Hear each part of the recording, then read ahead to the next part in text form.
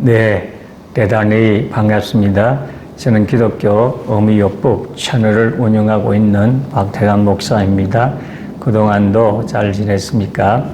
오늘 이 시간에는 복음의 능력이라는 제목으로 함께 생각을 해 보려고 합니다. 우리가 신앙생활을 하는 데 있어서 중요한 여러 가지 일들이 있습니다. 그러나 핵심적인 일은 복음이 무엇이고 또 복음의 능력이 무엇인가를 알고 믿고 그것을 체험하는 것입니다. 복음에 대해서 여러 가지로 말씀하고 있습니다만은 복음은 복된 소식인데 예수 그리스도와 예수님께서 하신 사역을 복음이라고도 할 수가 있습니다.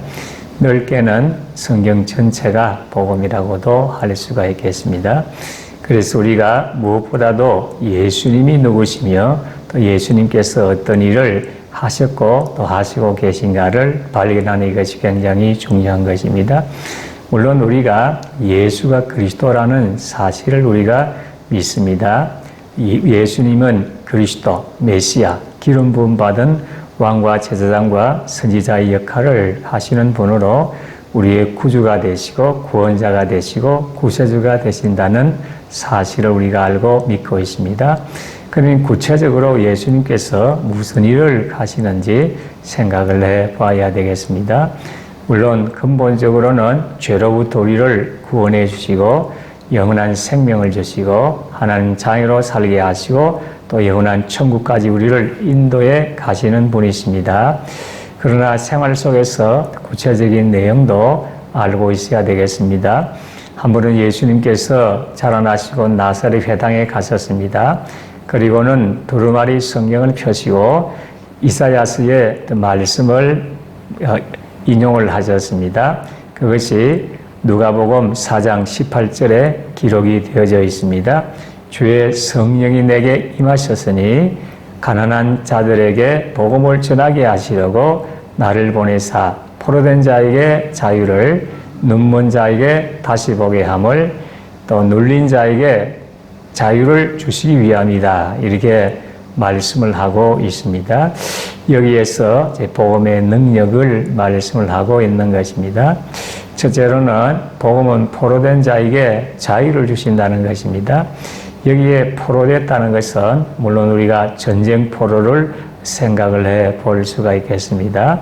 그러나 이 땅 위에 살아가는 동안에 잘못된 습관에 포로된 사람이 굉장히 많이 있습니다.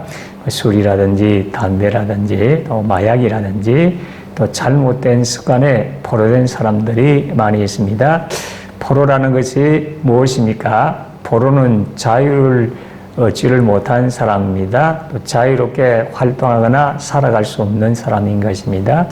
그래서 술이나 담배나 또 마약이나 혹은 잘못된 습관의 포로가 되어지면 그것에 끌려다니게 되어지는 것입니다. 그래서 그곳에 사로잡혀서 폐인이 되거나 잘못된 인생을 살아가게 되는 것입니다.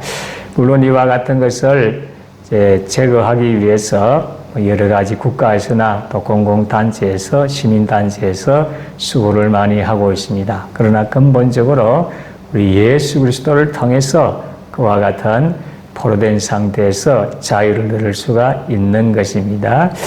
유명한 알코올 중독자였던 클리블랜트의 예를 들 수가 있습니다. 클리블랜트는 미국의 22대, 23대 대통령이었습니다. 그런데 그는 원래 알코올 중독자였다는 것을 우리가 알고 있습니다. 하나님께서 알코올 중독 상태에서 자유를 주셔서 그로 하여금 미국의 대통령이 되게 했던 것을 알 수가 있습니다. 그리고 현대에 와서도 미국의 조지 부시 대통령의 아들 대통령도 40세 될 때까지 알코올 중독 상태에 있다고 합니다. 그런데 예수 그리스도를 만남으로 해서 거기에서 자유함을 얻게 되고 또 미국의 대통령이 된 것을 우리가 알고 있습니다. 이렇게 인간 힘으로는 포로된 상태에서 벗어날 수 없지만은 그러나 예수 그리스도로 말미암아서 성령의 능력으로 이와 같은 일을 할 수가 있게 되어진다는 것입니다. 그리고 또 한 가지는 눈먼 자를 다시 보게 한다는 것입니다. 물론 여기에 눈먼다는 것은 육체적으로 눈먼 것도 시각장애를 생각을 해 볼 수가 있습니다.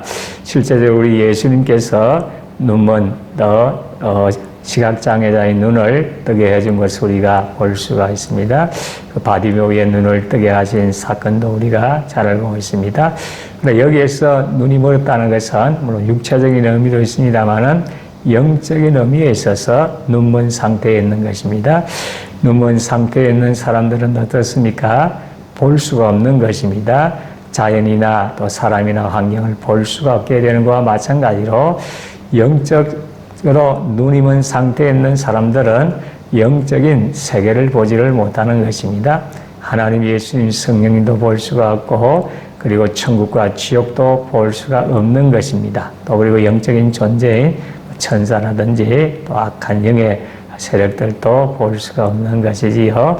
그러나 예수 그리스도로 말미암아서 또 성령의 능력으로 이러한 영적인 눈이 열리는 역사가 일어나게 되어지면 하나님과 예수님과 성령님에 대해서도 알게 되고 천국과 지옥에 대해서도 알게 되고 또 원수 마귀나 또 성령의 존재에 대해서도 알게 되어진다는 것입니다.